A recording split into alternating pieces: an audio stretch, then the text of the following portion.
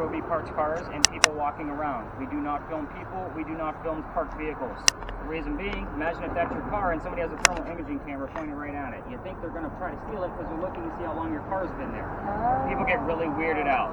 So, in the New York Giants, anything relative to a bar, the name John. So, what's that? No. Oh, okay, good. Yeah, that thing distracts me. I'll constantly hand it. Can you put that on me? Gotcha. You said 47, this thing started spelling out. What's in that? Yeah, it's kind of vague, but I want 40 or 7 or the number's 47. But anyway, Big John, here's what the place is on. He used to sit in the back of the bar and he would tell the bartender if the cadets coming over from the Citadel if they were old enough to drink or not. One night, 2 guys came in, they weren't old enough to drink. John had the bartender throw them out. They left pretty pissed off. They came back the next night and tried to steal the cash register from the front of the bar. John saw what was going on, he slams down his beer, and he goes over and he starts pounding on these guys, beating the heck out of them.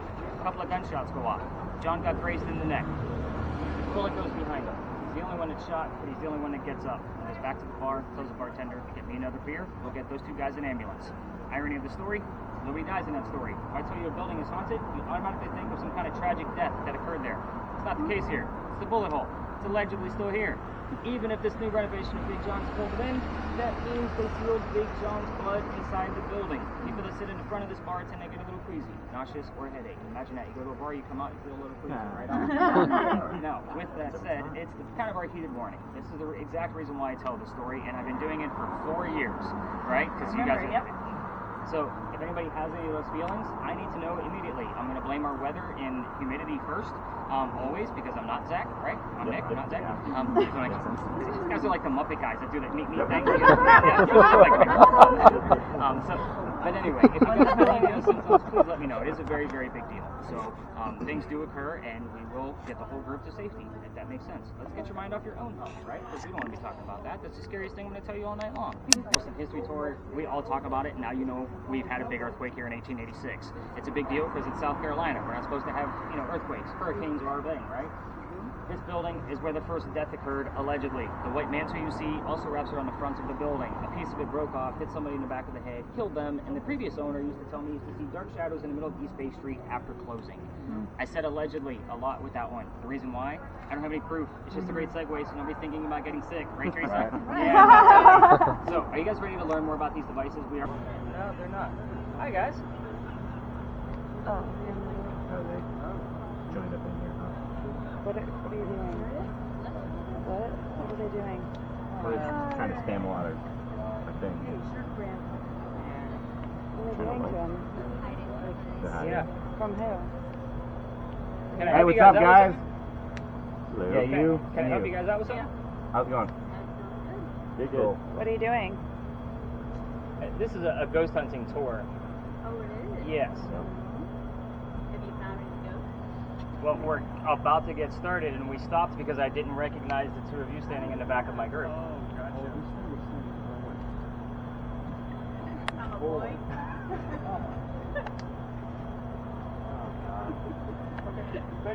Yeah, have a good night, guys. Yep, have a good night. Drive safe. Thank you. You too. You too.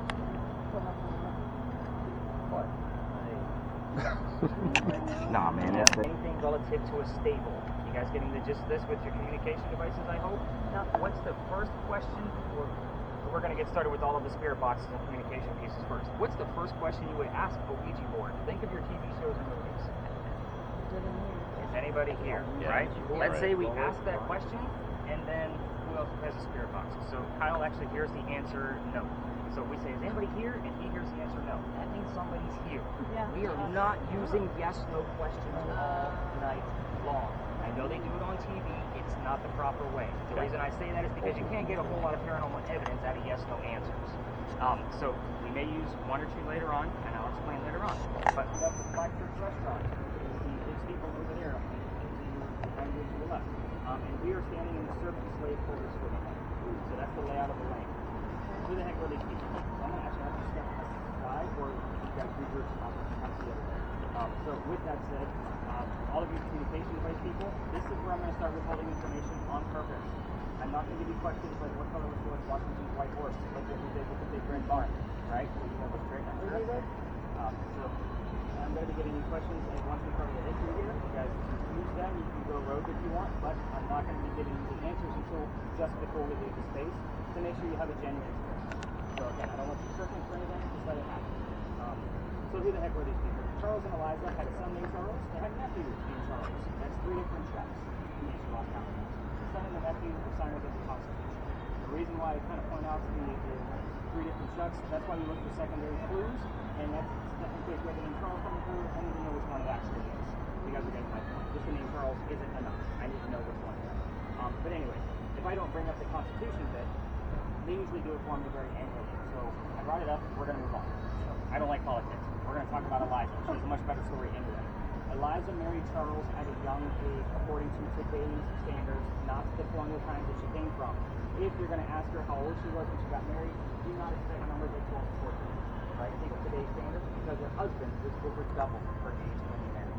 Kind of a 50 age got then, a 50 age got now. Right? Now, moving forward, she married him because her father was over in England. He thought he was dying. He was trying to bring all of his children home one last time. Eliza did not believe he was dying, so she stayed put. It's 1744. She got married. You don't get married in that year to get a green card because we're not a country yet. So she did marry him out of love. There's no foul play with this marriage. It is a true love story. Please do not poke this bear. You and I will talk later on about how I actually did this game for break. Yeah. But then I almost retired this page, just so you guys know. Yeah, it's a big deal. So please do not poke the bear with this prominent English woman and piss her off for me to come out here 7 nights a week. Yeah, that's kind of the mentality here. But anyway, it happens, unfortunately. With hecklers, no less. That's why these guys came before we really move on. But back to Eliza. Where was I? I lost my place. Oh, she was right. Dad didn't die right away. Then he started sending her gifts from England. One of those gifts happened to be the plant seeds of indigo. You guys have been in town for at least a day. You've seen the word indigo somewhere. Indigo is a plant that makes blue dye, that makes our blue jeans blue. That's what we use it for now. But when she got the seeds, she didn't know what to do with them. She had to learn from her slaves and servants how to keep them cultivated. It's not popular all the time. Then she had to learn how to make the dye. Once she did all that, she moved into a cash crop plantation. She got a hold of her dad and said, rice plantations are going downhill. We're going to make a killing with this indigo. We now have an international business woman during colonial times. Utmost respect for this woman, please, while we're here. Now, with that said, that's the boring business stuff with Eliza. I know I said utmost respect, and then I call her Ball. One spirit box at a time, waiting for an answer. We like to see where that's going to land. So with yours and the word list. Oh, perfect. Oh, here we go. So you two are going to have the same questions. Do you have the same kind of background going on with this? Eliza was the second wife of Eliza. Yeah. Back to back. First wife back in January, he married the one we just talked about in the month of May. Kind of a jerk move, right? So canonically, both Elizas have a maiden name that starts with the letter L. You're going to be looking for Eliza's initials, ELE. Either one, doesn't matter. If you give me that word, I'll be excited. You're going to hopefully find out what the maiden name was. So it will spell it out for you on your device. I'm also going to give you the marriage questions. You can ask Eliza which one she was, Charles, for how long the marriage duration was. Okay, so I think we'll give you number 2. So, where's my next communication device? I just moved it to one. Eliza. Yeah, I don't. Eliza with a Z. Eliza. It was like, So 24. Alan, you got a 24 and a what? 24.5. 24.5. Your baseline is just going to be 1. Anything above that is only 11. Again, we're going to just do one quick round robin. Deborah, if you want to get in on back here so that way you don't have to roll around the whole parking lot. Gauge, go ahead. Get that thing up to 5. Question for Halloween.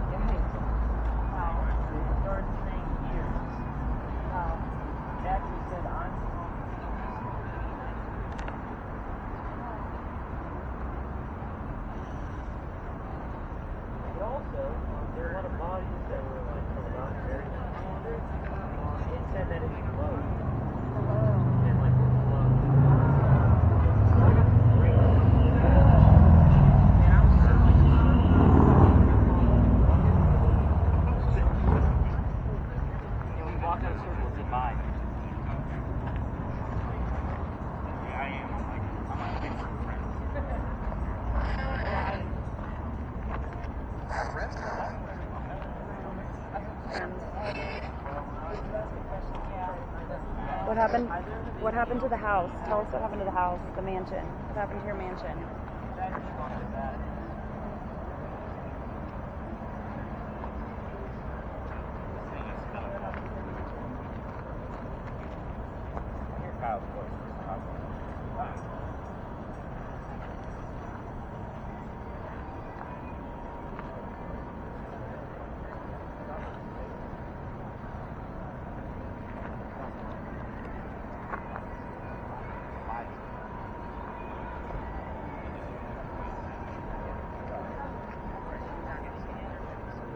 Yeah, I got kind of worried.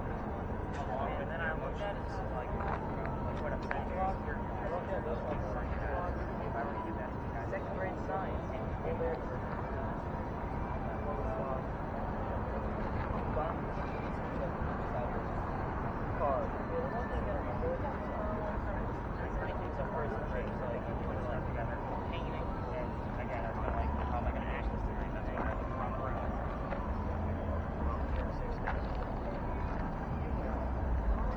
better have known.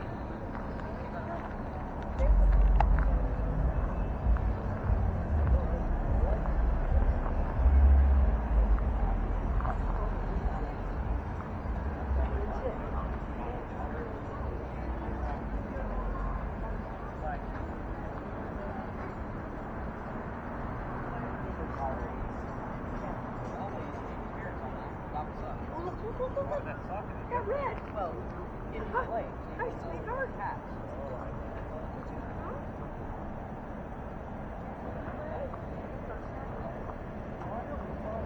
Yeah.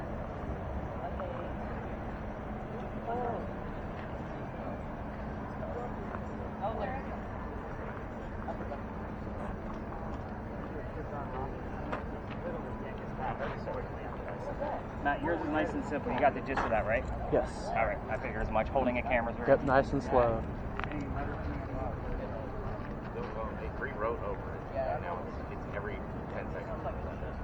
But nothing that relates to any of her maiden name, the president, anything. That I know of, yeah. Sir.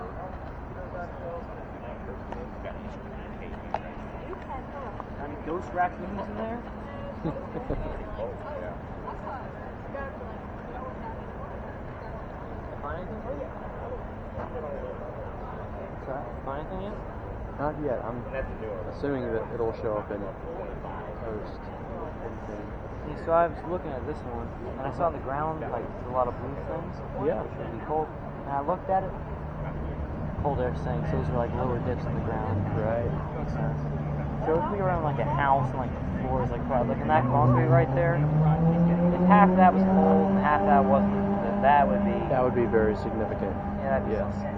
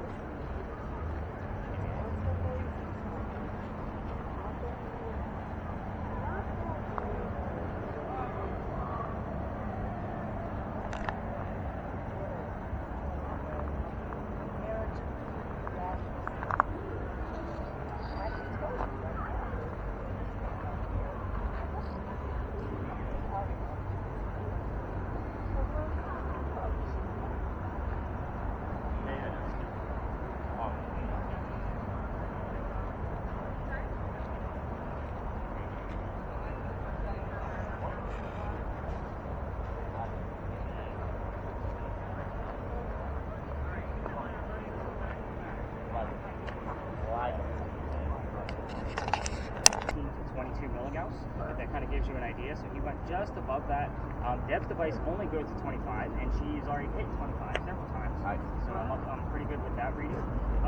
Let me kind of explain what those EMF readings are around your house to kind of give you a basic idea. If you were to put Alan's device behind your TV, it's going to read about 40 to 60 milligauss. So that's how much electricity your TV puts on. So we got up to a 25, almost a little over half of what your TV puts on. So that kind of gives you an idea. A microwave heating up your food is 150 to 170. The highest we've ever seen Alan's device go in my 11 years of doing this has been at this location, 214 milligauss. Wow. We left. Yeah. Quickly? Very quickly. Let me explain why. I have epilepsy. That's too much electricity in the air for the guy with a neurological disorder. We got the hell out of here pretty quick. So I gave them the answers later. You guys are getting my point, which is why we use a lot more EMF detection than what I had last year. So we didn't get anything on the Envoy, so I'm not super excited about that. We did get a little bit of a 2 to a 3 roughly up in the corner. So for Megan's device, so again, a little bit of everything's going on here. But again, I'm wrapping this one up short. First off, a lot of cars in here and a lot of bigger cars, and we're a bigger group tonight, so I'm trying not to weird people out. Not to mention, I'm trying to get the hell away from those wherever weirdos. So freak. Why is the ghost hunter guy freaked out that strangers coming up to him? I know, right? We'll protect you, Nick. What is that you're breathing? Air? So whenever I break out the tablet, I will always go around the room so that way you guys don't have to huddle up around me. So let me kind of show you the quick gist of what's going on here. This is Eliza Lucas Pinckney. So I'm going to go around. So I noticed I used her maiden name of Lucas. This is the second wife named Eliza from Charles. The first wife was named Eliza Lamb Pinckney. Wow. So Lamb and Lucas were the two names we were looking for, and those I got first or second. This is the second. She was 22 when she married Charles, who was 45. So kind of creepy to me because I'm close to Chuck's age, and my oldest daughter is Eliza's age. So you can see where that's a creepy age gap for me, right? And some of you are looking at me like, yeah, there's no way you're almost 45 years old. I'm a granddad at this point. But anyway, moving on. The mansion. We only had one person using the question of what happened to the mansion, but this is the only photograph of the mansion we actually have. So this is fire damage from the Great Fire of 1861. So when that actually happens, when we get the terms fire, burning, blaze, we will get 2 or 3 numbers out of the date of when that occurred. This happened on December 11th of 1861. That's 12/11/61. Very specific numbers. I will tell you, just the other night, we had the term fire coming out of Hannah's device. She wasn't here, but it was her device. And then when I'm going through the spot check, I capture the numbers 11 and then 61. Very specific numbers. So take that for what it's worth. There are nights where we have all 3, 12/11/61, but that one just popped in my head because it was just a few nights ago. Every tour in town is going to tell you about a great fire. This is the one that actually took out the mansion. This is a map of Charleston. Kind of gives you an idea. Literally went from one side of the peninsula all the way to the other. So that's about $5 to $9 million worth of damage. That's a lot of fire. So why was the mansion still standing? We're talking about an indigo farmer and politicians. They had money. Their house was made of more material than just wood. So it didn't burn all the way to the ground. So, and plus, the fire gets hotter as it continues to move.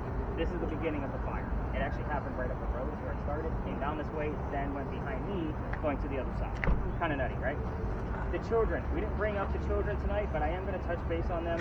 And part of the reason why I didn't bring them up, and I won't for the entire rest of the month, is because the month of June is very devastating for Miss Eliza based on one of her children. So let me kind of touch base on all of these kids, just so you know what we're looking for here. 4 children grand total. I've already mentioned Charles. He was a Constitution signer, right? The next child I talk about is Thomas. He fought in a Revolutionary War battle, was captured by the British after being shot in his left leg. After they released him, he was left on a cane the rest of his days. Any portrait you find of Thomas is of his right side to hide his left leg with a cane over his lap. We didn't get anything relative to Thomas tonight. I was too quick with this. Again, it was a matter of like, hey, 12 people, let me do 1 round robin and get us out of here. But you can kind of see what terms I look for when Thomas's name just does pop up. Next child is baby George. In June of 1747, he was born and he passed away. Yes, very sad, indeed. However, a couple of weird things about George. First off, we don't know how old he was exactly. He could have been a few days old, could have been a few weeks old. Back in those days, the death certificate has the same month and year, no exact date. If my guess, he was named, which means he was christened He wouldn't have named a baby back then until they were christened, so he's at least a few weeks old. Now, the other weird thing about George, he doesn't have a headstone or a grave. It's a great possibility that part of the religious practices back then would have allowed them to mummify this child and keep him right here in the home, waiting for the mother to pass away so he could be buried with her. Do not go home and Google mummied baby, by the way, and not expect a phone call from the government, because again, this is a religious practice. Now, with that said, it is my theory alone, and it's going to get even more weird when we talk about Eliza's death, but that is my theory and my theory alone. The next child, the last child actually, the only daughter, her name is Harriet. She married Daniel Horry. Why is that important to you guys? Myrtle Beach is Horry County. It's 2.5 hours north of here. Wouldn't have been a 2.5-hour car ride for Eliza. Lots of letter writing instead.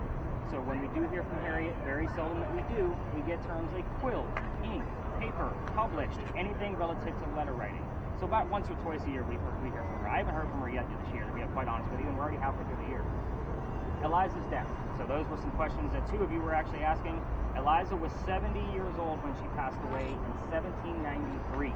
First, let me point out to the younger people in the group, that's a long time for a woman to be alive during the 1700s. So, she... I'm sorry, in the 1700s. Sorry. not now. Yeah. That is what I meant, genuinely. Now, she was going to Philadelphia getting treatments for whatever they thought she had. It turned out to be breast cancer. We didn't know what breast cancer was in 1793. We're going based off her medical records today. So, a couple of weird things about being in Philadelphia. She died in Philly, and she's buried in Philly. So if she's up there, what are we doing down here? I don't take you to actual cemeteries. It's minimal activity at best. I do this 7 nights a week, folks. I need you guys to actually see actual activity going on for guys like Gage and Jacob that do that, like, want to see how this actually works. Again, it's minimal activity because people don't hang out near their headstones when they're gone. They go to their mansions 400 miles away, which is exactly why you're in a full parking lot right now. So you guys get the gist of why we're here. The other question that should be in the back of your brain should be baby George. If my theory is true, they would have taken him by horse and carriage from here all the way to Philadelphia to be buried next to Mom. So Liberty Bell? Whoa. You have Bell? Yeah. So, as soon as I bring that up, right? Well, I got it all the way up to 1. Well, yours doesn't go as high as his does. No, I know. So he's got a 28.7, and I'm pretty happy with the word Bell coming out of that. What is going on with the red lights over there? Did Marty McFly just land? Yeah. Nice. So the other weird thing about Eliza's death, I'm going to throw back at you guys. Who wants to take a guess who the president was that was the pallbearer at Eliza's funeral? 1793. George. It was George Washington. How'd you figure that out? Okay. It's a good thing he doesn't have a spirit box. Normally, anybody that gives me that answer with a spirit box, I take it from him. Here's why. When we got over here, I tell you all, I'm not going to give you questions like what color is George Washington's white horse. The reason I do that is I subliminally put George Washington in the back of all of your brains to see who's going to give me the answer when I'm actually out doing the round robins with everybody. The fact that he doesn't have a spirit box, normally if it was, say Hannah, I would actually take it from her and say, all right, it's going to go to somebody else, because I don't want you guys just repeating everything that I've already said, if that makes sense. Right, yeah. The rest of you pass with a fail. Alan, you probably figured that out by the year, so kudos to you. So we all pass with a fail at that point. So again, I usually do that on purpose every single night, just so I know who I'm working with. So if I normally hand, teenager spirit boxes, they normally repeat everything I say. No offense, guys, but they normally do. You guys get my gist. So the next space we're going to, a little bit more away from the weirdos tonight. We're going to be going up to an alley, and we're gonna actually exit the lot the way we came in and go up this way, so that way we can stay on some nice steady ground away from the gravel for Miss Deb, if everybody's good with that. Now the alley, a couple of things along the way there. We're not going to be recording any video along the way. We don't want to recreate the Blair Witch Project in between spaces, so you will stop your video. Jacob, that means stop. I'm here every night, unless it's raining. Like, I'm literally here every single night. I've been talking about this woman and to this woman for 4 years. And this is weird because the only word I heard tonight was friendship, and I remember last year when I was here, I heard that word on my spirit box. Yeah, that's weird. My name will normally pop up in these locations as well, especially this one. I'm actually really excited about the word Bell. Like, that's something new. That's never happened here before. Well, Liberty Bell, I feel well, we've gotten the word Philadelphia here before. But never like something, but nothing like that. I got legislative too, but that was after. Yeah, but all the Pinckney men were politicians, so that all makes complete sense to me. So, very cool stuff. All right, let's exit out this way, and we're going to go up there.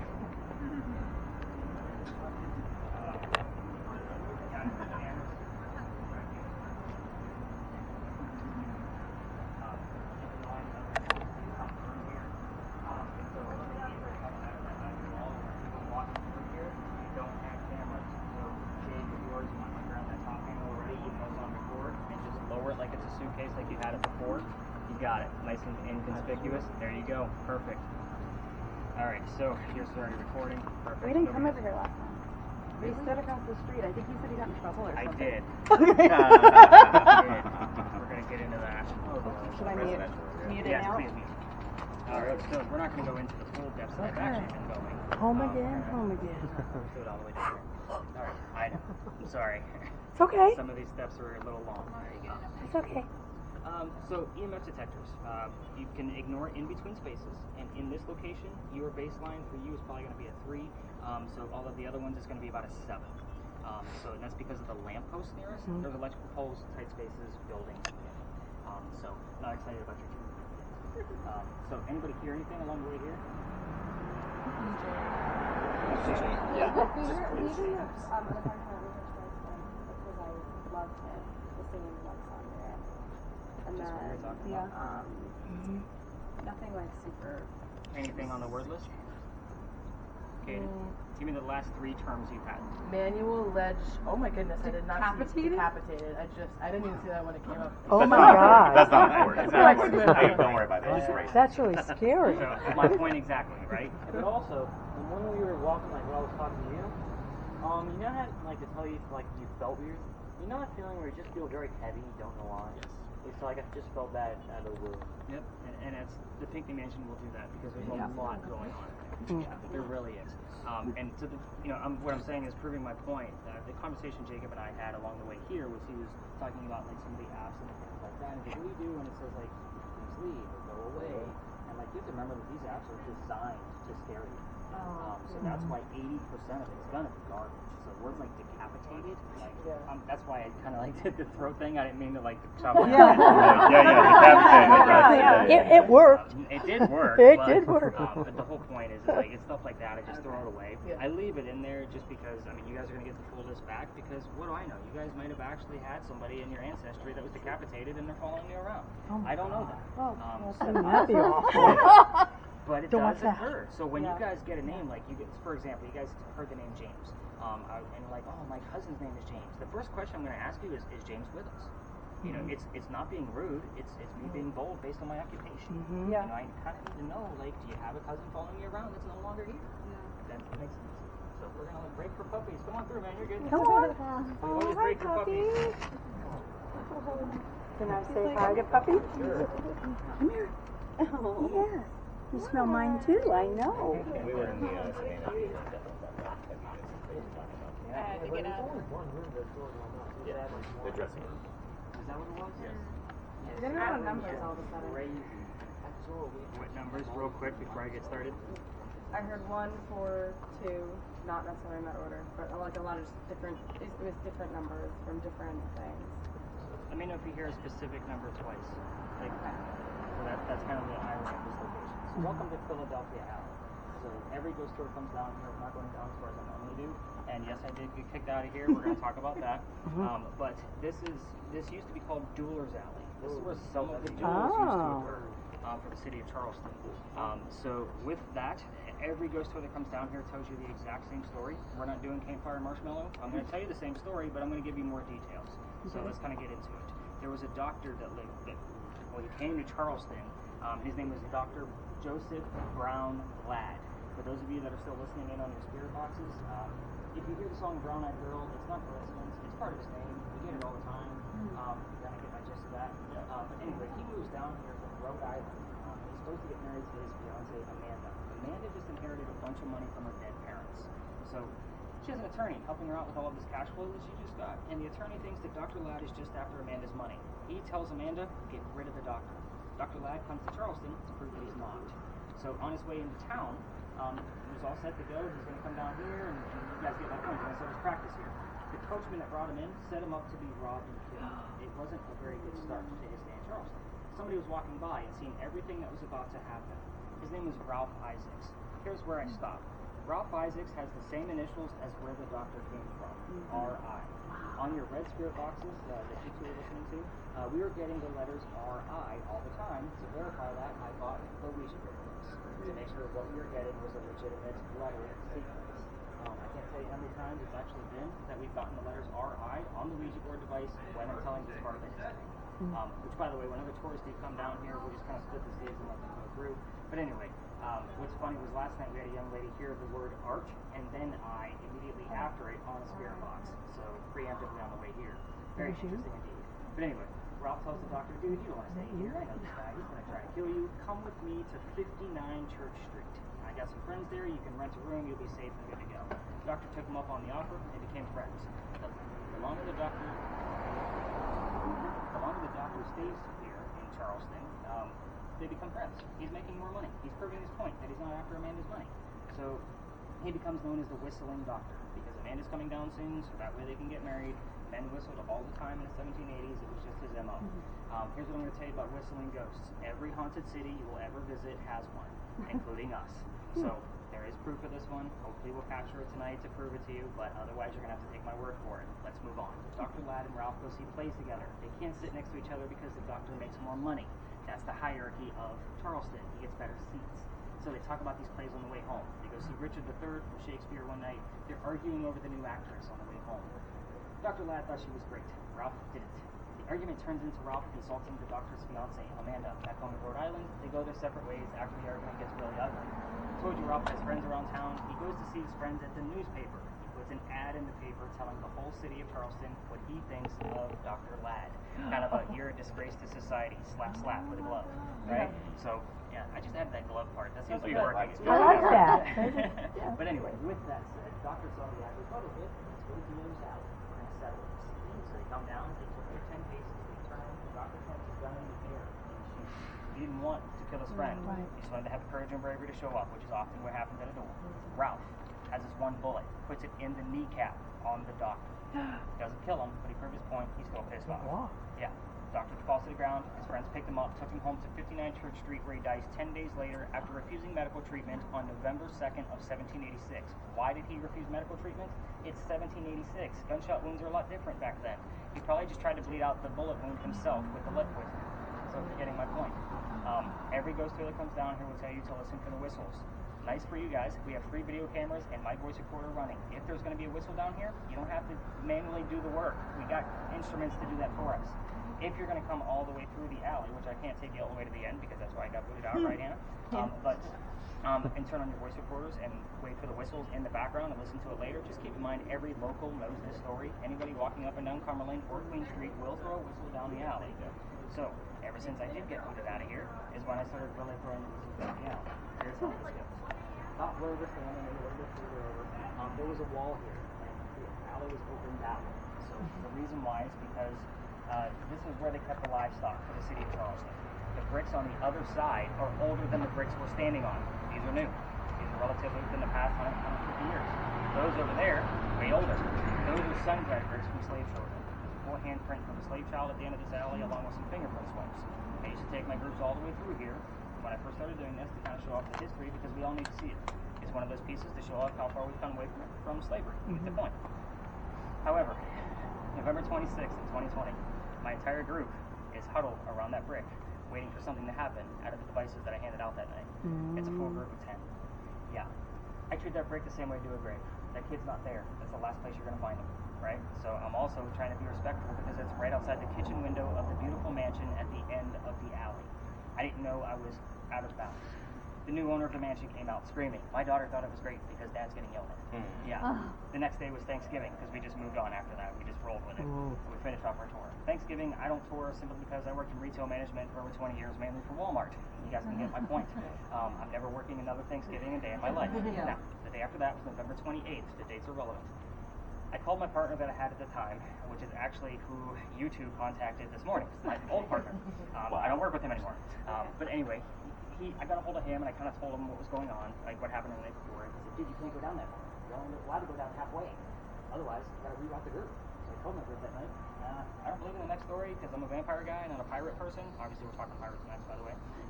And we're going to see what happens. We're going to wing it. Tickets were way cheaper back then when I could just wing it. So, before we left, somebody heard the name Anne on a spirit box.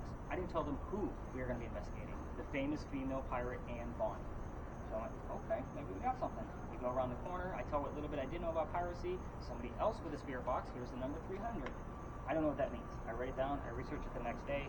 We were there on November 28th of 2020, and Bonnie's trial for piracy, November 28th of 1720.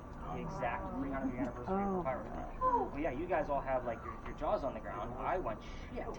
Now I gotta learn about pirates. Right. Here's my problem with pirates. Master's degree in creative writing, everybody. Bachelor's in English and journalism. So again, writing important to me. So going through pirate lore to make sure I have a factual investigation is difficult. Half my freaking library right now is pirate books. I'm playing video games on pirates. I'm watching documentaries on pirates. I want a many version of the story as I can possibly get. Everything we're going to discuss at the next location, minimum of 2 resources from every sentence that comes out of my mouth.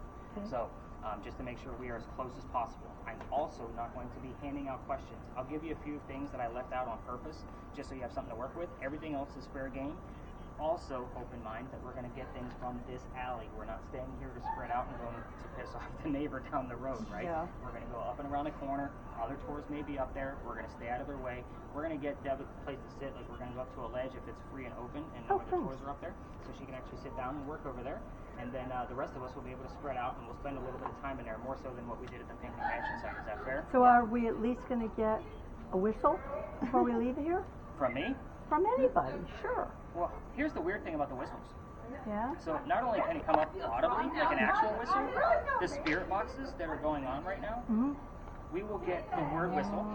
We will have a whistle from a commercial or a song, like and then the word doctor that will come right after it on another spirit box. It's the craziest thing. We've had whistling parts of songs. I want to shit. That scare you? Over. Beautiful. Love it. Did you guys hear what she just heard? No. I bought a ship. We're about to go discuss pirates. What? Oh my goodness. We got somebody coming through. Out there. Oh, right. Oh, fantastic. Thank you What's guys. that? I just said something else. As you're telling the story about how in trouble, literally it came through someone's going, haha, like laughing, going, ha. Really? I tell this part of the story every night, so it's not like Dr. Ladd doesn't know it. I also want you guys to kind of keep in mind, especially Hannah and Matt, I know you guys have heard this story before, but later on, things might occur with Dr. Ladd again. It's weird. So just kind of keep in mind of the address of where he lived, because the last stop you guys haven't seen yet. So that's going to be very interesting for you guys as well. So let's go up and learn about some rated R pirates. I told you I had punnies all night long. So let's go up and do this. He's got to be. Just flip it over. Well, I mean, He has a new job. Now I'm like, ooh, demons. Very, like, recent episode, 3 months ago, saying COVID crap. Oh yeah, they do. That's like every single Or Tibet. Okay, that's kind of true. Yeah. Well, then they're also going to the most crazy places because, like, I heard John. hey, if you're like some ghost place, you get a call from Sam Cooke. Screw it, who has a reservation? It's Sam Cooke. You want them. You call the person with the reservation and be like, sorry, we'll give you a refund. Yeah, with and they ask why, and be like, same seat. That is true. Yeah. Oh, all right. So I'm going to set my bag down too because Record? I'm sweaty. Yes, please hit those record buttons. Smash the like button. Let's see. So, welcome to the Powder Magazine, everybody. Anything weird going on with your devices? They kind of already gave me a name. 2.5 and higher. 2.6. At this low, is it staying at 2.6? 2.5. 2.6. There's an electrical pole right here. So, normally with the EMF detection, it's usually on the back half of this location. Up here from the parking meters and for the electrical poles.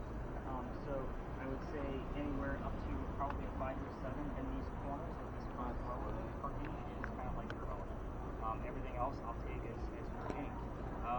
Let's see. What else do we have going on here? Anything else going on with your devices, spirit boxes, Ouija board? This first thing said GP. That's his game.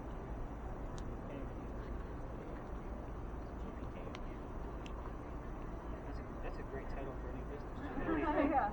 Alright, welcome to the Powder Magazine. Right. So, this is a museum now. It actually served in 7 different wars. It's the building behind me, by the way, which those are not crosses on that building. Those are earthquake bolts. For those of you that are not familiar with what earthquake bolts are, they're basically turnbuckles. So if we have another earthquake, like we did in 1886, you tighten them, and it tightens the building up so we don't incur any further damage in the building. It's a great idea, it just doesn't work. Hey, you know what it does do? Makes demons walk the other way. So,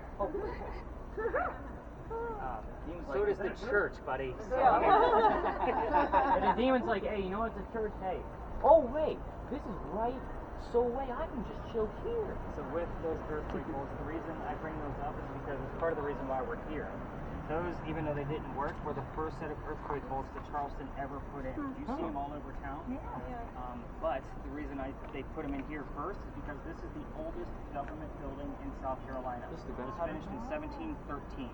We are here because this building was being constructed at the same time that Anne Bonny came here to start a new life. It is what I call a familiar.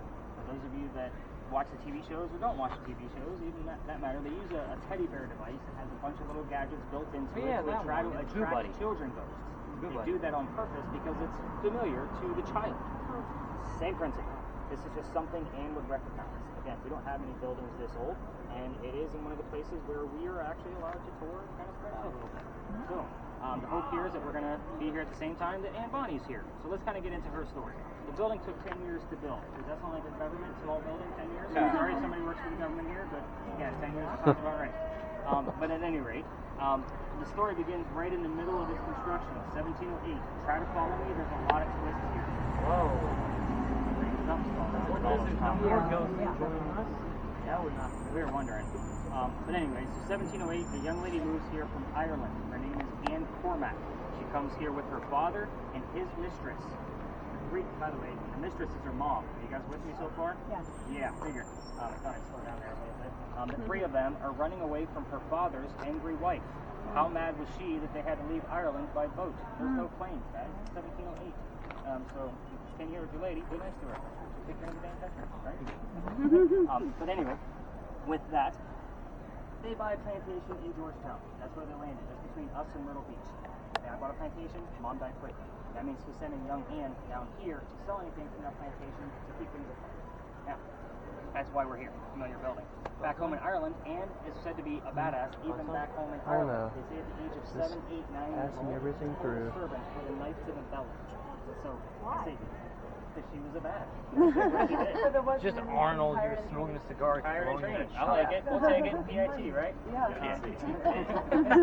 What's funny is I think we had PIT here last night. Like, Oh my God, that's funny. Nice. Wow. That's so fun to get. Hired and trained. And we didn't put it together last night. Sorry. You should have been here last night. But anyway, but we're going to fast forward a little bit. This building was finished. Do you have the name Charles? Yeah. Yeah, that happens too. I'll explain in a minute.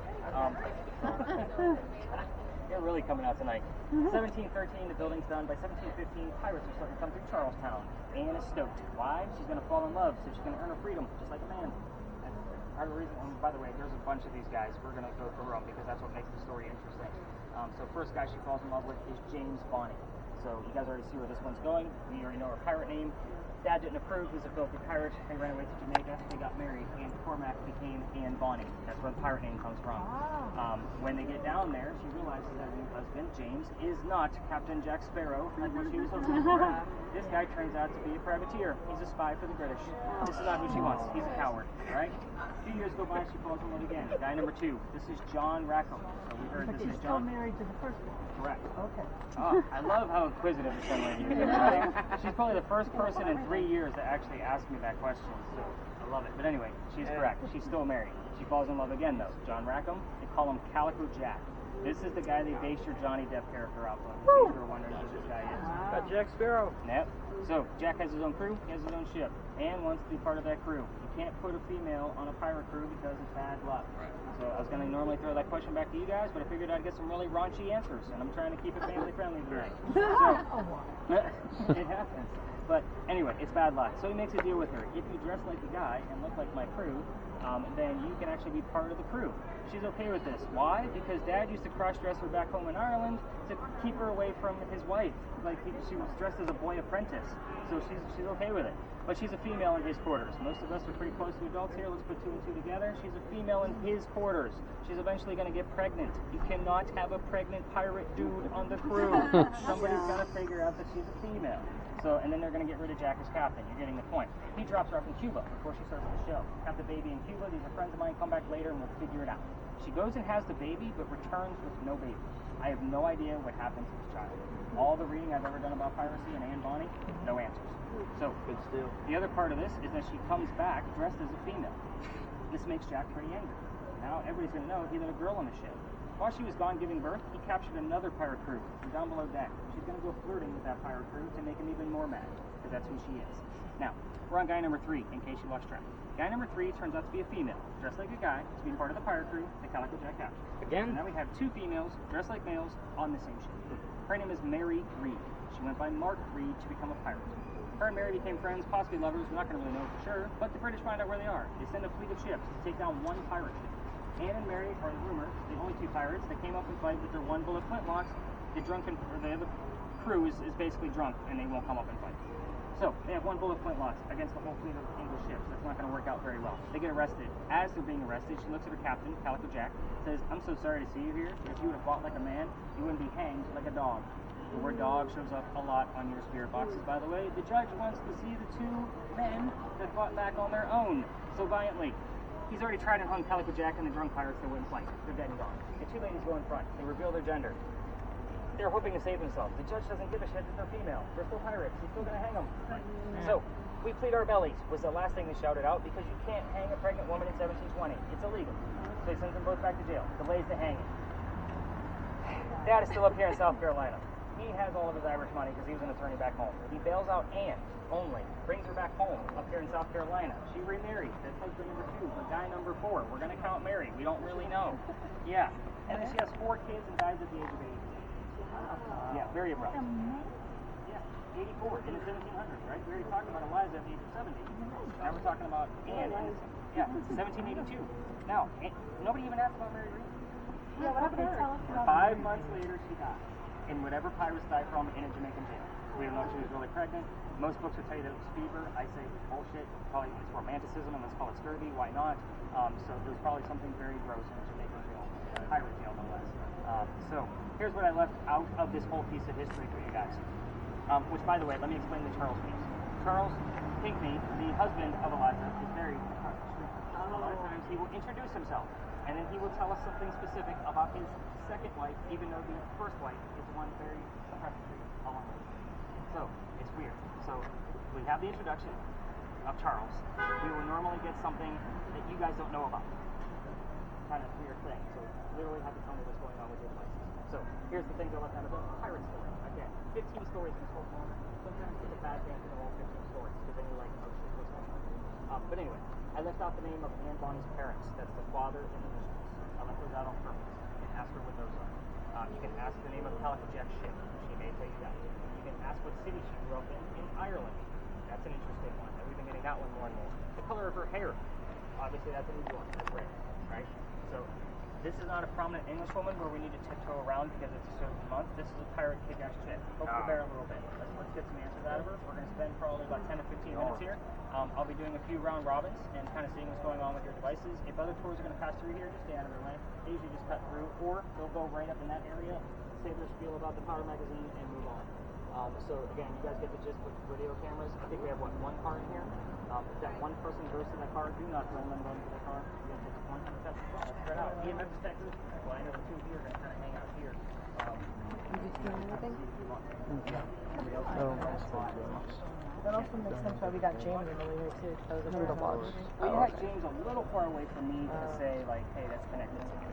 Yeah. Like, I know I said bleed over, but we're still probably a good 3 blocks away. There's really not a connection. It's just weird. But I wrote it down. I just got some reading.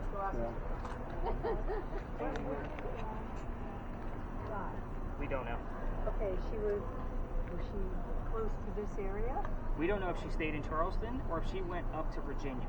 Like, those are the 2 options. Okay, But she hangs out here. She hangs out here because she grew up here and knows the building. Okay, so we'll talk to her. There you go. Have Maybe that. nothing. Maybe something. This is a hit or miss location. Hopefully it can.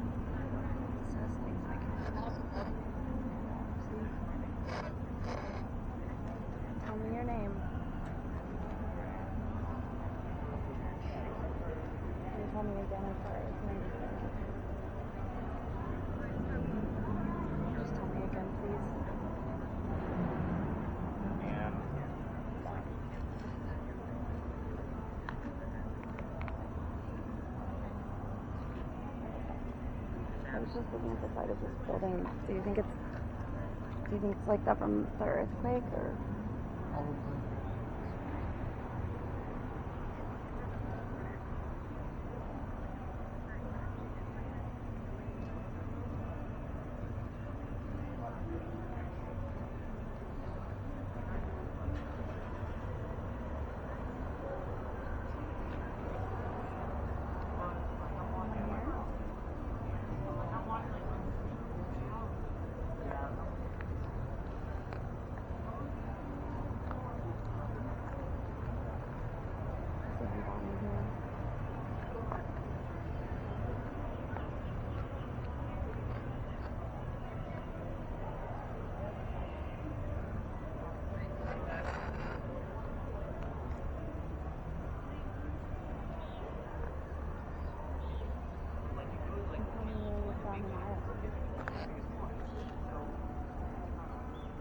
What city are you from?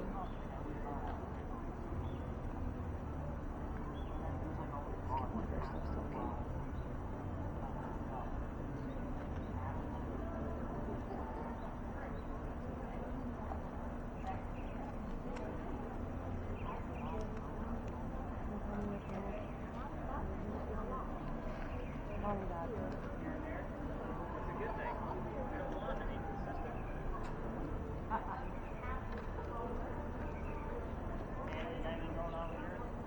No. Luigi, man, what do you got? Gotta reset. I had it end.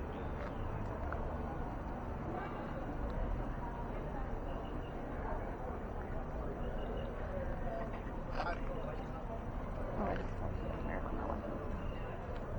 Say it again? Stay close to the main person.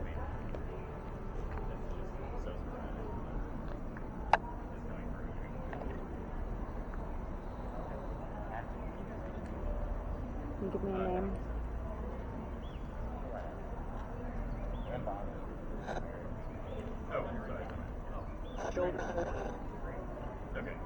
Children something. Children in need. That's what it was. Children in need.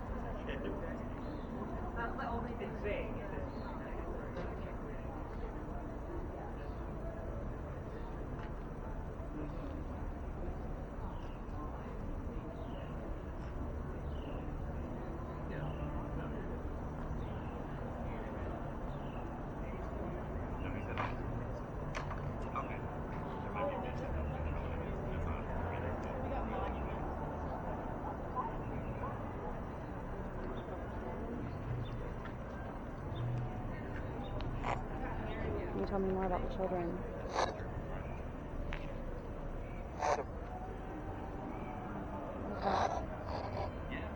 just trying to tell me something about children. Can you tell me what happened to the children?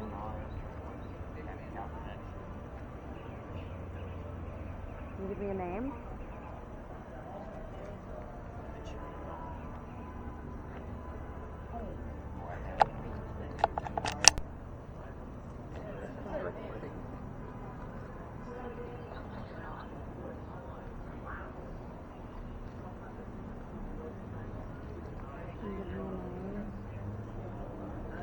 Who are your parents?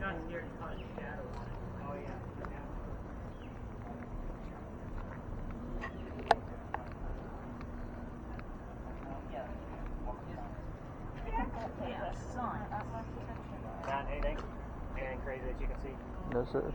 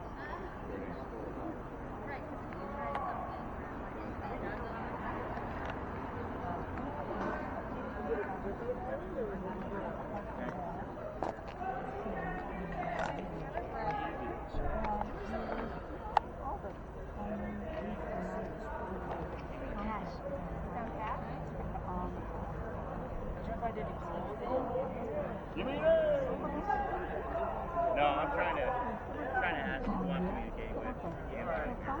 Pretty light. Okay.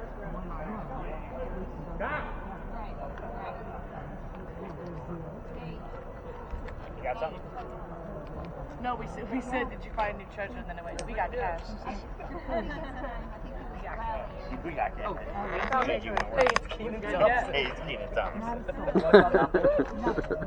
Maybe Captain Cal goes Jack. Nobody knew anything from anybody else. Nobody had it.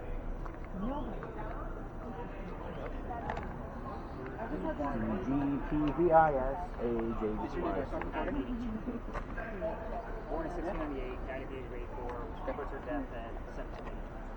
So, close pictures. Yeah. We got everybody back?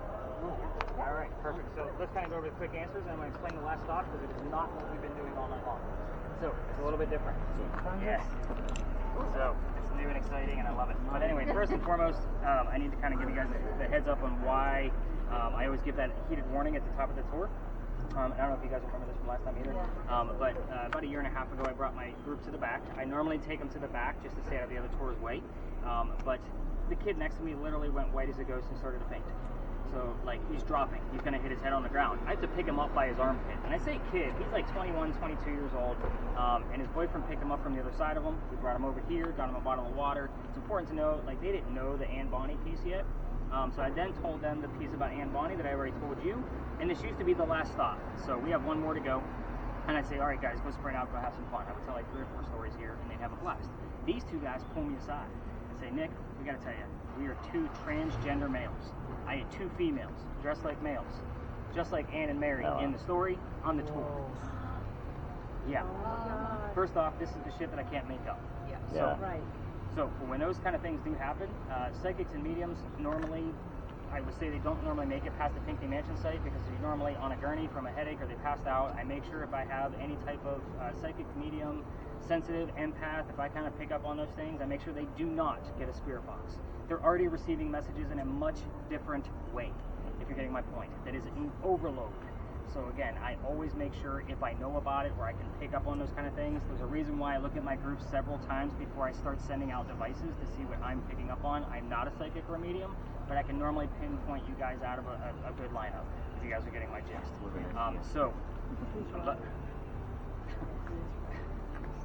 Look at, I got confirmation over here. I love it. Let's talk about Anne, because again, there's just certain things I can't explain. That's why I give those heated warnings. The first time, by the way, somebody passed out on my tour. I was in CPR class the next day, freaking out. Oh my God, what did I do? But, or what do I do? I know, right? So, Anne Bonny, this is one of the few pictures of this young lady you can find of her with a shirt on. The reason why is because she used to bare her breast to show men that they were just killed by a woman. So, remember, she's dressed like a pirate dude. So, obviously you can see that her hair is red, and the names of her parents, William Cormac, Mary Brennan. This was not another subliminal trick with the name Mary. We do have 2 different Marys in this story. So Mary Brennan was actually a servant woman for the Cormac family. That's a whole nother 30-minute scandal we're not touching because it's not relevant to where we are, if you're getting my gist.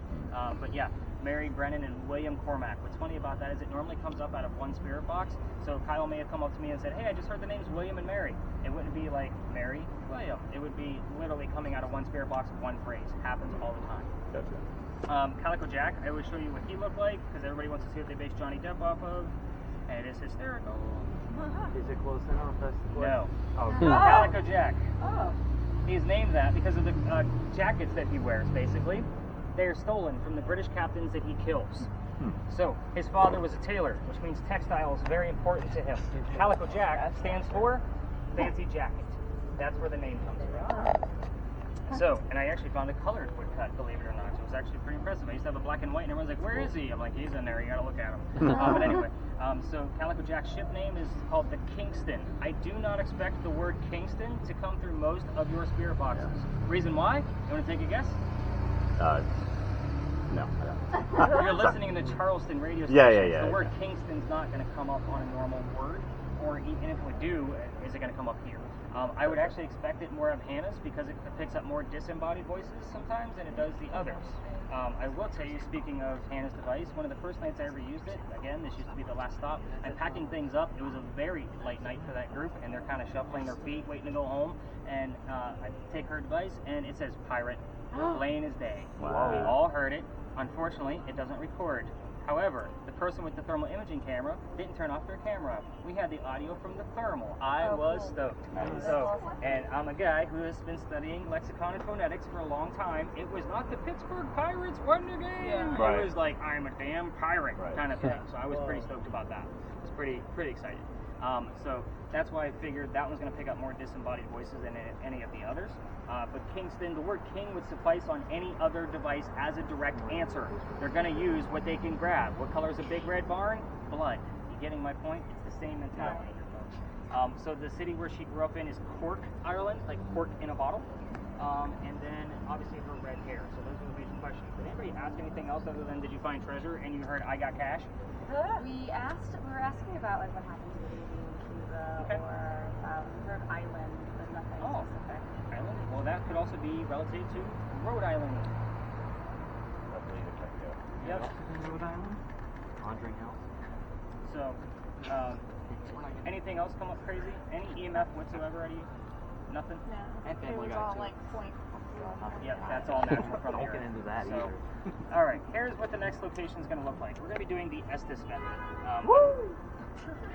The Estes method is going to be, let me explain how this actually works. So I'm going to take Cameron, I'm going to take Kyle, because they have the two spirit boxes with earbuds, and we're going to set them two down on a bench, and we're going to go learn the history and come back to them. They're not going to know the history. We're going to blindfold them and put noise-canceling headphones over their spirit boxes, and they're literally going to be telling us whatever they hear in real time. Not knowing the history of the building, this will show you this either works out really well or really bad. And when I say really bad, meaning just nothing happens. They're going to give us a bunch of random terms that don't mean anything. We are going to be prepared for that. I'm just going to tell you everything I do. Good. So, we want you to. Okay. There are some times where I feel like I'm pulling teeth, where we have to remind the people sitting down that they have to talk. Okay. So there's a lot of. Yeah. Hey, here's something to Another say. reason why I gave up that. Decapitated like 10 minutes. Yeah. When we get there, it is about 2.5 blocks. Obviously, we're going to take our time so you guys can see the circular graveyard along the way. So if you guys have cameras and you want to get footage of that circular graveyard, there is said to be a Civil War ghost in there. I've never caught it, but if you want to be the first one to try to capture it, by all means do so. I'm just going to walk slowly so we can get to our next base. Unfortunately, Deb, it is our longest distance from where we're at, so it is a beautiful park while we're in there. So there will be benches to sit down and that kind of thing, but it is a very short history because this is a new location, as I'm sure Hannah and Matt will tell you. They haven't been there yet, I don't know everything about the space. I'm learning about it through the Estes method, which is beautiful. So again, I don't read a book and say, oh, these are all the facts about this particular person. This is all the shit I learn about these people, and it grows over time. That's what's so fun about this. Any other major questions about pirates that I might be able to answer, since I've read probably 8 trillion What was the books shape on of Calico Jack? What was the what? Oh, your case. The Kingston. It was one of his ships. Another one was the William. If we're going to be very specific. I try not to throw that one in there as a double standard on Anne Bonnie's father's name. So, sorry, nerdy guy. What you got? Here's my pirate question. Is Yo-Ho-Ho just a movie thing, or did pirates actually say that? I will tell you that is probably a Daniel Defoe thing. So who the hell is Daniel Defoe? He was the writer who wrote all of the pirate stories originally. So he was the same person who wrote Gulliver's Travels. So yes, so he is not a true account of piracy because he wrote these stories 100 years later. So this was kind of like an adaptation, like, hey, what's something cool? Your Pirates of the Caribbean movies are Hollywood films, just like Zach Bagans is a Las Vegas film. So, same principle. Let's go learn about this crazy writer. All right, we're in another tunnel going 1 block away to get to the courthouse where the Dr. Theater now sits. Blackbeard's men would come in off their ships to go there, which means Blackbeard himself very well may have walked through that tunnel and we just built it in 1990. Under there. Oh, So, yeah. no. Is it possibly here? Sure. Maybe. I'll never know. Maybe yes. I don't have that big of a shovel. So. But that's a damn good question. So I like to down there and watching the monitor, and it just turned into a whole big thing.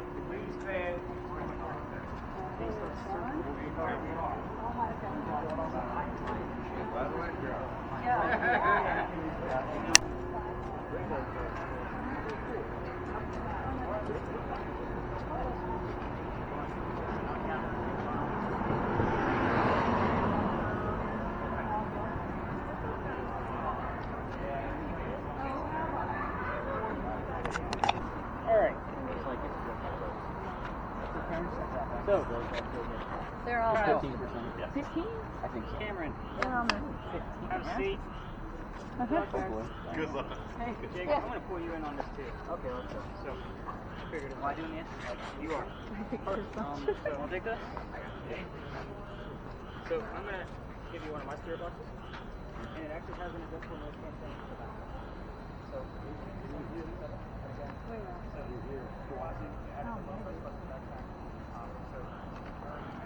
Well, the coffee cream.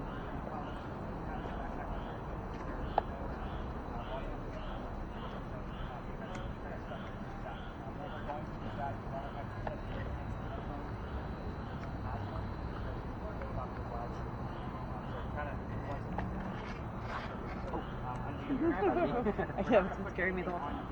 Oh, I'm getting a salad. Quick explanation of what this actually is, so we kind of have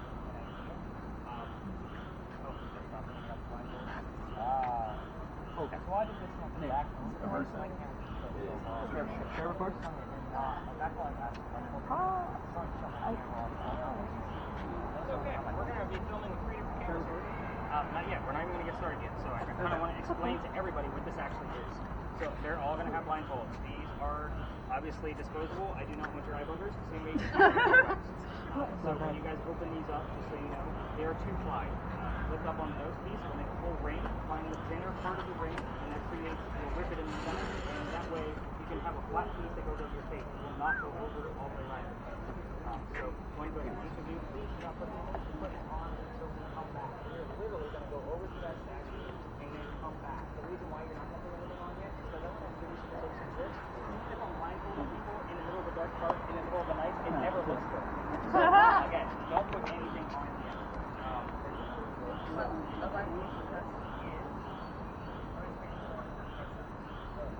So you don't want to have like any of our equipment on Sit here and chit chat. Okay, alright. So earbuds out and everything. Yeah, everything. Because when I come back, I'm going to have to choose what to expect out of this. And actually, take up the way. I don't think we've done it, but you might actually borrow the strings out also. So I want to make sure you get a set of those. If I catch anything on here, I try to. Fair enough. And your family members will actually hook the triggers on or something will put them on. So kind of keep that in mind. Now, what's going to happen here, guys, and I'm sure you guys are getting the gist of why we're doing this exactly. By the way, you're in Washington Park. So with that said, other tours do come in here. When we come back to see them, I know it's hot and sticky, but we're going to stay really close to them. The reason why, I don't want the other tours to see the craziness that I have these people going through. They're going to be going, what the hell is Nick got him doing now kind of thing. Again, first off, I don't want people stealing my ideas. Yeah. Right? Because no other tour in America is doing this outside in the middle of a hunting park. The other thing is, Hannah, your spirit box will be on mute the entire time we're here. Okay. Unfortunately. The other spirit boxes, so for the digital word list and the Ouija board device, those we will get answers. If they don't say it, it shows up there. It's the strangest, most uncanny thing ever. We've also gotten over 100 milligauss readings in this location. All the way up to 167 is the max we've had out of this location so far. So after we're done with this whole Estes session, I may send the EMF detectors around a little bit to kind of see what we can get out of it. Also keep in mind, I'm only going to keep you guys in business for 10 minutes. So 10 minutes is kind of a max for people that have never done this before. And so we have somebody that has electric we're going to still stick it out to 10 minutes. I'm going to go teach them a little bit of history for 5 minutes. We'll be back in 5 to talk to them results. All right, everybody. Good luck, Jacob. Where did you get the nickname? Okay. That's the trial? Usually it takes a while to Yeah. We're going to use both, but your pen is on the wrong side. So flip it the other way. Oh, there you go. Alright. And that's one why I said more about that's why I sit up to the right next to it. Most people aren't though. Only my wife is like everything else. Alright, so like Matt Anna will tell you, I have not been coming here for very long, so this is a new space. It's the first time I came in here. After Halloween, I basically start researching new spaces. I had one couple in here, and the young lady that was using the spirit box, I didn't know what to expect, because look around, there's a lot of monuments.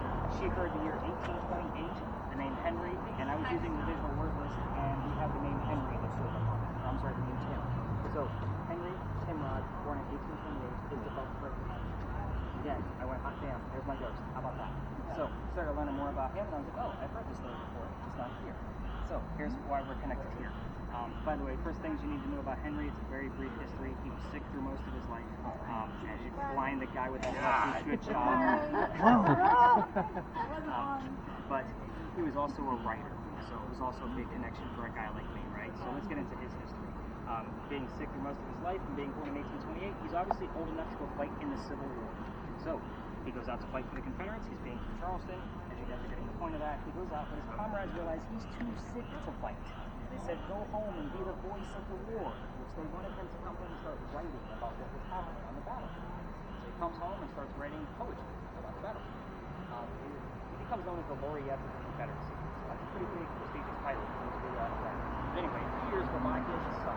His son's name is Will. He was born on Christmas Eve, and he dies 9 months later. Very tragic death. So, a few more years go by, and he's not writing as much as he used to be with the publisher and newspaper he's supposed to be writing with. And his college friend realizes this.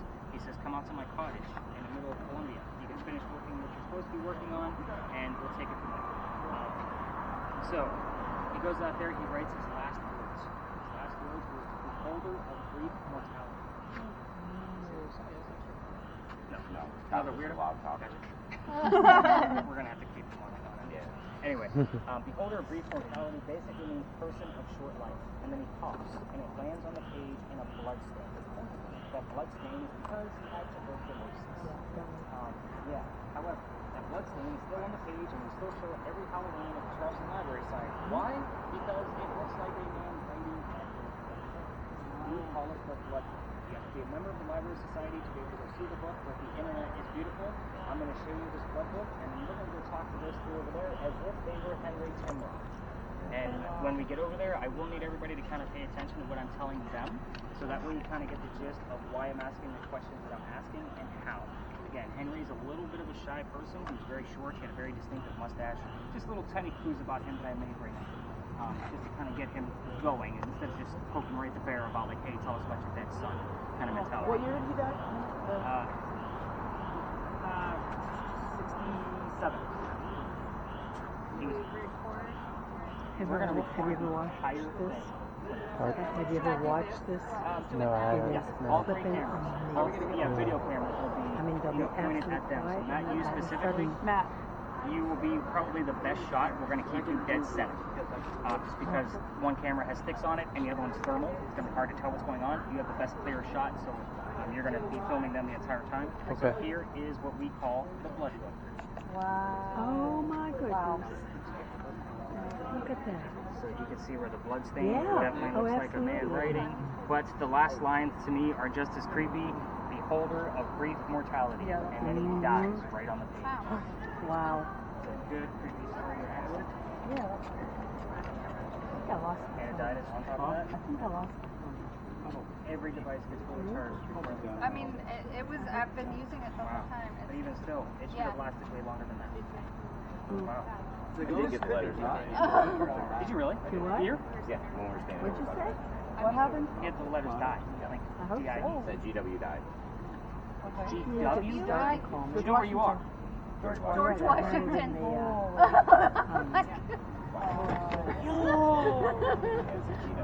All right, let's go talk to dead people. Let's do this, everybody. Nice. On that note.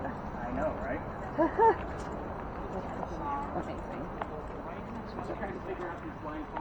No, we didn't even unpack them. We were so scared to, sorry. He was showing us clips of his own ghost adventures. The non-Zen tactics. And nerds are normal. See you in the afterlife, Jacob. Should we start these now? You can. Yeah. So you just gotta like rip it. Nope. Not like there's a tab. It said look for the Right different. here, sort of. The blue. Sorry, I know you. Jacob, I thought you were a YouTuber, man. Come on. It's kind of like. Hey, if you figure it out, that's what we got. Yeah, there you go. Yeah, but it's Sorry. and then we do it. You I probably. think just put them. Do you put them over our face? I mean, I could have told us. Oh, we rip it all the way now. Oh, all the way now. Okay, yeah, I see it now. I see the perforation. There we go. Yeah. Still don't put anything on you. Okay, sorry. Couple of things. Everybody needs to listen up, so let's kind of show how this is going to go. We're going to stay pretty close in around you. I'm going to be watching your breathing, all three of you, to make sure nobody's hyperventilating, doing anything crazy. In the event we need to tap you out, which we're going to be tapping you out, it's just like freaking out over here. Just like, if what we the hell have to did we tap get you out ourselves at 10 minutes anyway, a family member is going to tap you on the leg. So that's what that tap there means. And my grandpa, he grabbed him in the neck last time. Oh, yeah, we're not going to be doing that. No more neck. I will tell you that if you are too loud, I'm looking at you. Yeah, sure. You're going to get a tap on the shoulder, which means whisper. We can hear you. Got it. Okay? So again, we're going to be filming the entire thing for you. In the event you're not speaking loud enough, we'll probably pull an earmuff off and say a little louder, kind of thing. So kind of get used to that. 10 minutes is all I'm going to be, keeping you under for. It's okay to also answer in yes/no formats. You have no idea what I'm going to be asking, so if you hear a yes/no answer coming through your spirit boxes, you're going to tell me that you heard a yes/no answer. Speak in real time. You need to, what we're looking for here is a real-time response. If I ask, is there a tree right there, I'm expecting a yes right then, not for you to remember, like, I heard a yes 6 minutes ago kind of mentality. Speak in real time. So Most people forget about As that. I understand, you're asking us the questions. We are just telling you, well... You won't hear the Somebody will be question. Yeah, we're not talking going at to the say Yeah. it. Okay. Right. Gotcha. Yeah. And that's why we film everything. So that way, in case we miss something, I can see, like, oh, all three of you said something at the exact same time. It might not be the exact same thing. You're getting my point. So if something gets missed, we have it on video, and my voice recorder on the bag is still relatively close by. I also don't take notes during this unless, of course, it is going to be of relevance later on, and I rewatch the whole video of just this portion. Speaking of which, let me see your spirit box. You have the recordable one, right? Yes. So we're going to stop your recording at this point Okay. and start a fresh one. So that way it's separated in your data tomorrow morning, so that way you can go straight to it if you want to go straight to the Estes method by itself. So that way I know when it stopped and started. Going.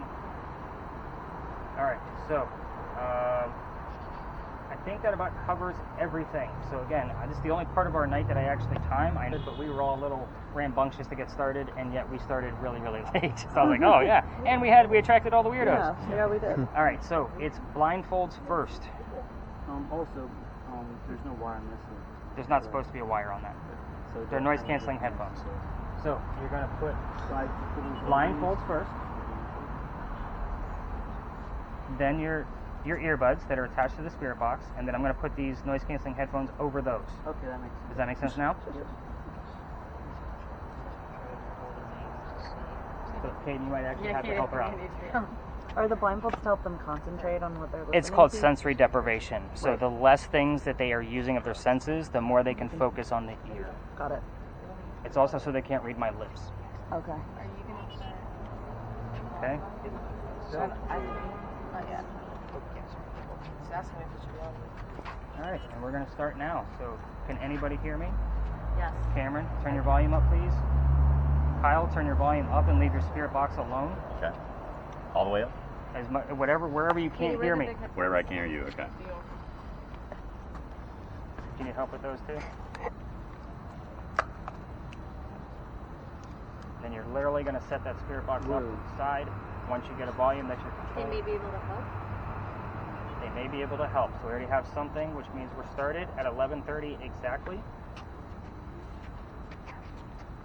Okay, Henry. it's stuck on the same song.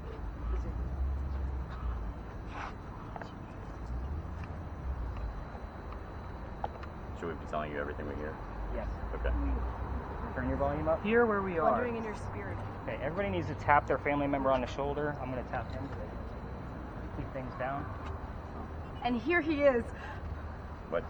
If we just freaked her out a little bit. What happened? She's so cancer. She's It means you're too loud. I was too loud. Okay. too loud.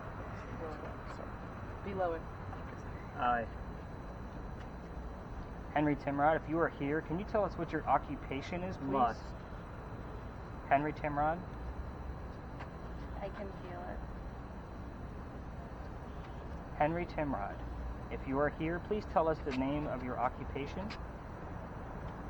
We're going to start things nice and slow. $2,000. We. Found this. 07 Junk FM. Henry Timrod, push through. Tell us what your occupation Evens is, throughout please. the entire show.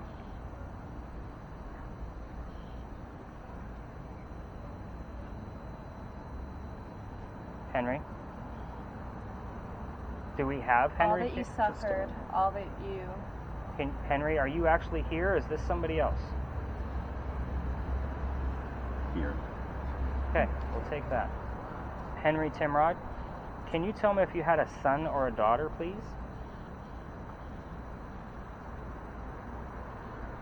Leave those volumes alone. Trust. After the storm. Okay. We want to know if you had a son or a daughter.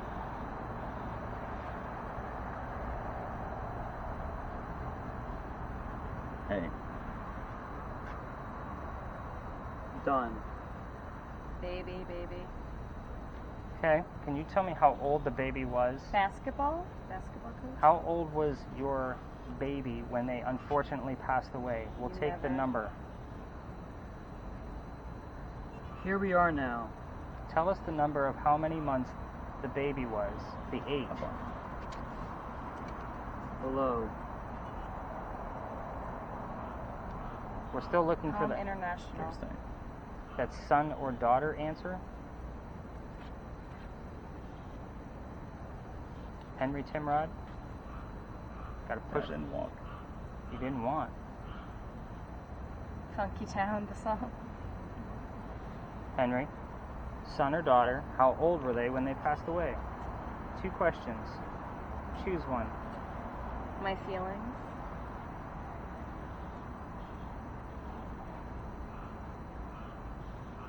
That's right. 885.40.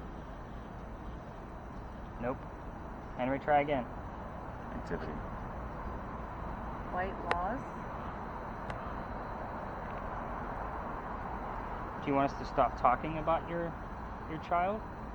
It's a yes/no answer. You brought it up. It is.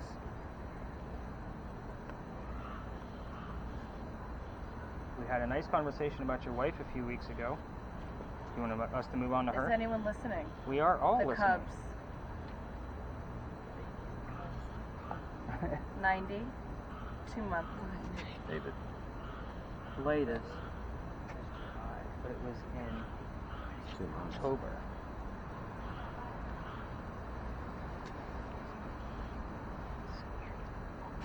That's right.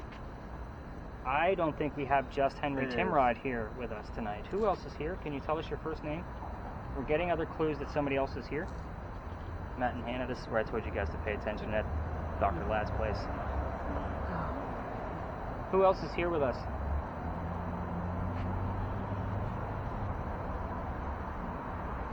We need your first name, please.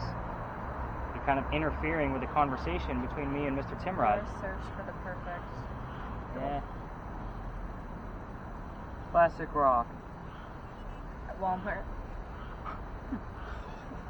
Third. Who else do we have here with Mr. Timrod? Can you tell us what your occupation is? That'll identify you. The many something. Tell us your occupation.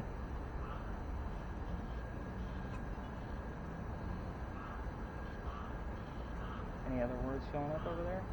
Before that, I got economics and astronomer. That was Had a before. Leo when you asked. Yeah. Leo? Leo. It's gonna be enough. What's the My zodiac sign for July? Leo's August. Okay. Cancer's July. Okay. Cancer's most of July. Jerry. Who else is here with Mr. Timrod before I go back to him? Sounds like you're kind of intruding.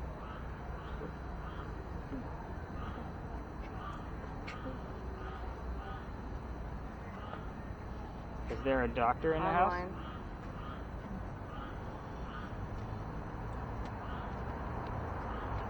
The FDA. So this goes really well or really bad?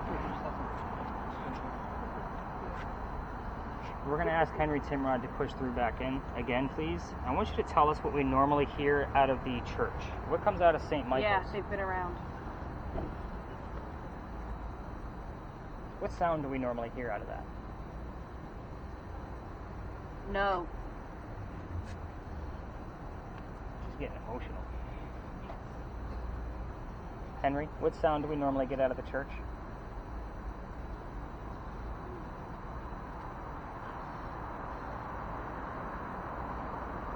It's been 7 minutes already, just so you guys kind of get the gist of how quickly this moves. Friends are here. Saw something here. Friends here, something was here. It's coming. I don't want to leave. Who was here? Give us a first name, please. We got a lot of these boxes out here. We have folks that can hear you. I already know who you are. You just need to identify yourself to prove to the rest of these folks. Feeling. He's singing over there. Thomas. His name's Thomas. Years.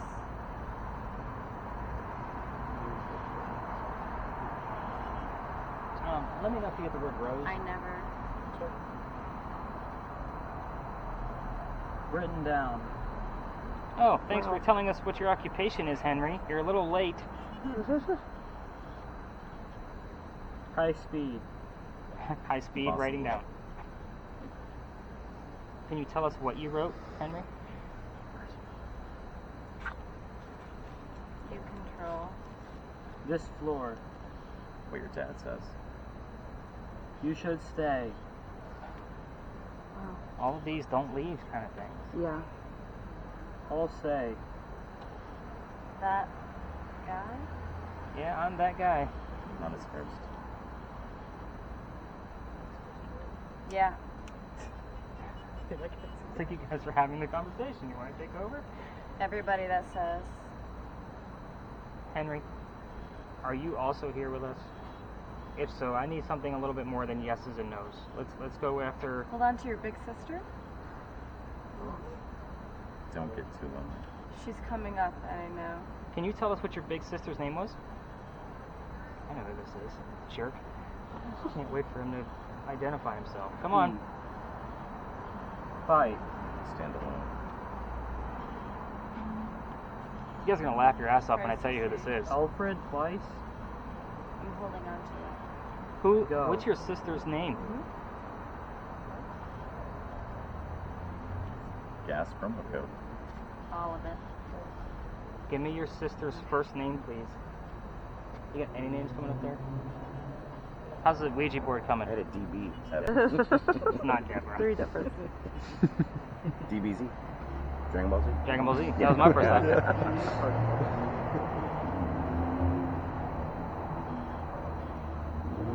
Can you tell me what your occupation is? Again, that'll identify you. There's a lot of things, little small things you've been giving us. Would you? It's almost like you're being the little trickster right now. I'm in.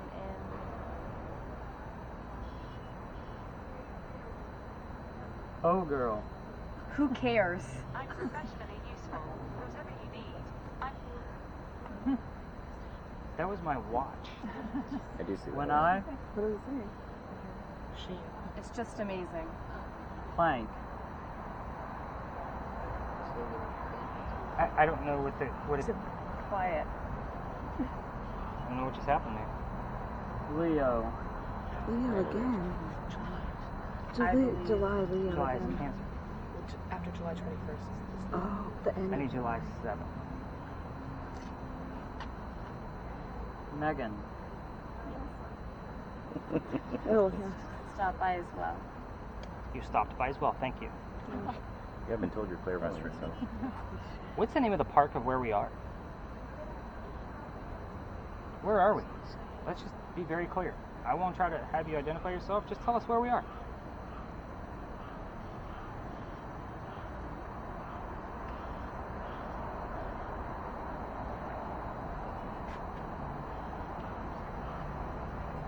Do you not want to tell us where we are?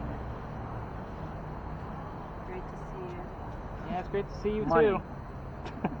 Great to not see you. Send money. I got money on here. It's just like everything is Money is doubling up here. It's just so uncanny. So I am going to have to wrap this up. Whoever actually doesn't want to identify themselves as being here, can you tell us goodnight? Onion. Wrapping.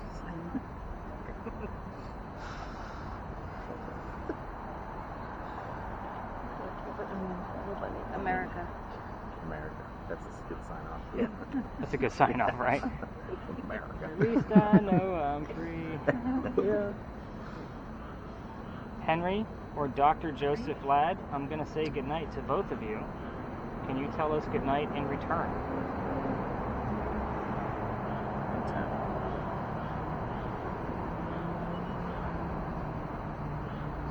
We actually asked them to whisper and now we can't hear them. I know.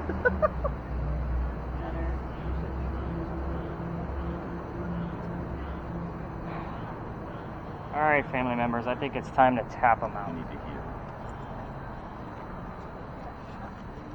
Tap you out? Alright, so. Now you're good, pal. Yeah. Do we stop recording? Yep. Go ahead and stop your videos. Should we Well, take our first, line? well,